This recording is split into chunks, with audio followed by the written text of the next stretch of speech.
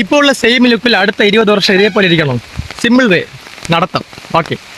അപ്പോൾ എല്ലാവരും പറയുന്നുണ്ടല്ലേ രാവിലെ വാക്കിംഗ് പോകണം, അതുപോലെ വൈകുന്നേരം പോകണം. അപ്പോൾ ഇതിന് എന്തെങ്കിലും ബെനിഫിറ്റ്സ് ഉണ്ടോ? ഒരുപാടുണ്ട്. അപ്പം ഡെയിലി നമ്മൾ മുടങ്ങാതെ വാക്കിംഗ് പോയി കഴിഞ്ഞാൽ നമ്മളെ പേഴ്സണാലിറ്റി തന്നെ ചേഞ്ച് ആവും.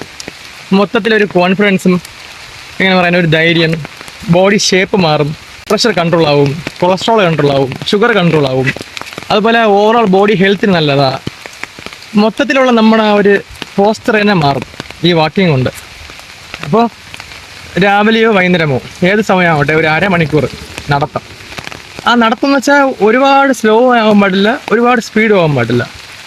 ബ്രിസ്ക് വാക്ക് ഓക്കെയാണ്, പക്ഷേ കോമ്പിനേഷൻ എടുക്കാം. ഒരു 10 മിനിറ്റ് ബ്രിസ്ക് വാക്കിംഗ്, അടുത്ത 10 മിനിറ്റ് മീഡിയം വാക്കിംഗ്. അങ്ങനെയൊക്കെ നമ്മൾ മുടങ്ങാതെ ചെയ്ത് കഴിഞ്ഞാൽ നമ്മൾ ഓട്ടോമാറ്റിക്കലി ചെയ്തു പോകും. 1 മാസം ചെയ്താൽ മതി. പിന്നെ നമുക്കൊരു ഹാബിറ്റ് ആവും. ഈ പല്ല് തേക്കുന്നതും കുളിക്കുന്നതും പോലെ നമ്മൾ വാക്കിംഗ് ഒരു ഹാബിറ്റായിട്ട് എടുത്തു കഴിഞ്ഞാൽ അത് ഒരുപാട് ഗുണമാണ്. വാക്കിങ്ങിൻ്റെ കൂടെ ചെറിയ കാർഡിയവും അങ്ങനെ കുറേ കാര്യങ്ങളും ചെയ്താൽ കുറച്ചുകൂടെ നല്ലത്. അപ്പോൾ ഇതിന് എക്സ്ക്യൂസേ കൊടുക്കരുത്. ഇപ്പം ഞാൻ കുട പിടിച്ചുകൊണ്ടാണ് നടക്കുന്നത്. അപ്പോൾ വാക്കിങ്ങിന് നോ എക്സ്ക്യൂസ്.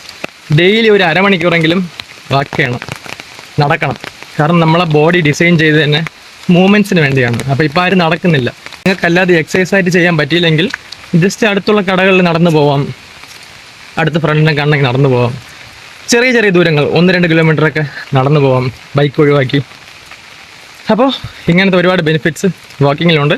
ഇപ്പോൾ സ്ഥിരമായിട്ട് നടക്കുന്നവരിൽ ഒരുപാട് ഡിസീസ് കുറയുന്നു, ഒരുപാട് ഡിസീസ് വരാതെ ഇത് തടയുന്നു.